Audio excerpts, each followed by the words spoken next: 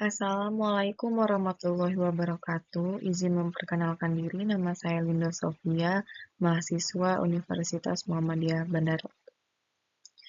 Di sini saya akan mempresentasikan tugas video analisis membahas satu masalah utama dalam pembelajaran bahasa Indonesia yang terjadi di sekolah atau masyarakat, terutama di era digital. Video tersebut mencakup analisis terhadap masalah, menawarkan solusi atau rekomendasi berdasarkan kajian teori yang saya pilih, yakni berjudul Pengaruh Media Sosial Terhadap Kualitas Keterampilan Berbahasa Indonesia. Yakni yang pertama ada pendahuluan. Media sosial telah menjadi bagian tak terpisahkan dari kehidupan sehari-hari untuk kita, khususnya bagi siswa. Adanya media sosial seperti Facebook, Instagram, TikTok, dan lain-lain. Di satu sisi, media sosial memudahkan komunikasi dan pertukaran informasi. Di sisi lain, penggunaan bahasa yang tidak baku di media sosial dapat mempengaruhi kualitas keterampilan berbahasa Indonesia bagi siswa, terutama dalam konteks formal. Selanjutnya, apa sih masalahnya? Yang pertama di sini ada penggunaan bahasa alay dan singkatan siswa cenderung menggunakan bahasa yang tidak sesuai kaidah, seperti singkatan yang berlebihan.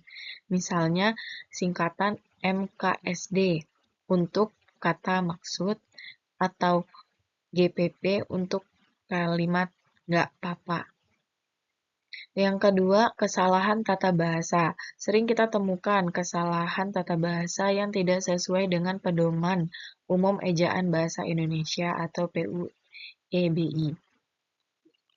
Yang ketiga, penurunan kemampuan menulis formal.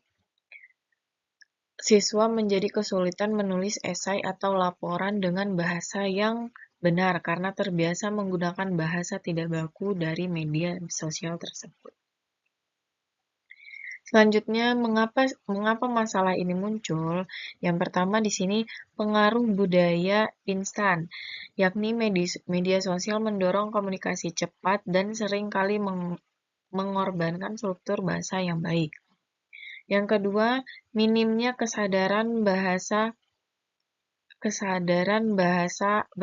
baku, siswa kurang memahami pentingnya menggunakan bahasa Indonesia dengan baik dan benar. Dan yang ketiga, kurangnya pengawasan orang tua dan guru.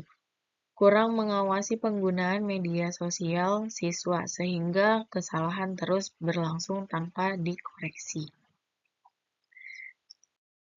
Slide selanjutnya, dampak dari masalah ini.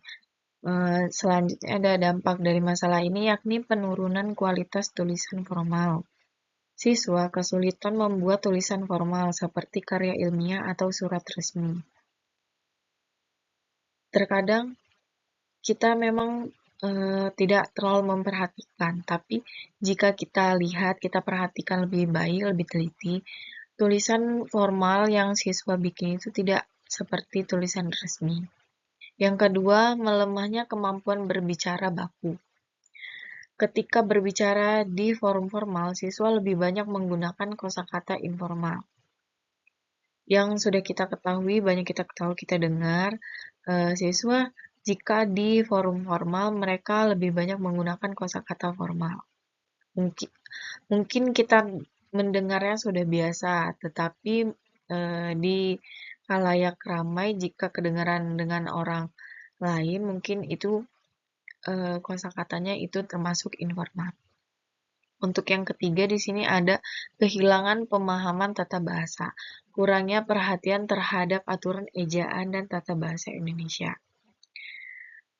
Kehilangan pemahaman tata bahasa di sini yakni tentang siswa ini kurang pemahaman tata bahasanya, yang dia akan loncat-loncat, kadang tidak teratur, di mana ejaan yang tepat dan kurang tepatnya di bagian mananya. Slide selanjutnya solusi dan rekomendasi, yakni di sini ada pertama pendekatan pembelajaran inovatif. Menggunakan media sosial sebagai sarana pembelajaran kreatif, seperti tugas membuat cerita pendek di Instagram dengan memakai bahasa yang baku. Yang kedua, kampanye menggunakan bahasa baku. Mengadakan lomba atau kampanye di sekolah untuk mempromosikan penggunaan bahasa baku di media sosial. Yang ketiga, pemanfaatan teknologi pembelajaran. Menggunakan aplikasi pembelajaran bahasa interaktif seperti Kamus Besar Bahasa Indonesia atau KBBI online atau permainan edukasi. Selanjutnya yang keempat, pendampingan oleh guru dan orang tua. Guru memberikan tugas menulis kreatif secara berkala, dan orang tua mengawasi kebiasaan anak dalam menggunakan media sosial. Di sini penutup, media sosial memiliki dampak positif dan negatif terhadap keterampilan berbahasa Indonesia mahasiswa. Dengan pendekatan yang tepat, media sosial dapat menjadi sarana efektif untuk meningkatkan kesadaran dan kemampuan siswa dalam menggunakan bahasa Indonesia dengan baik dan benar. Terima kasih. Itulah tadi presentasi hasil dari materi yang saya ambil untuk tugas video analisis. Untuk selanjutnya, jika saya ada salah kata, saya mohon maaf. Saya akhiri. Wassalamualaikum warahmatullahi wabarakatuh.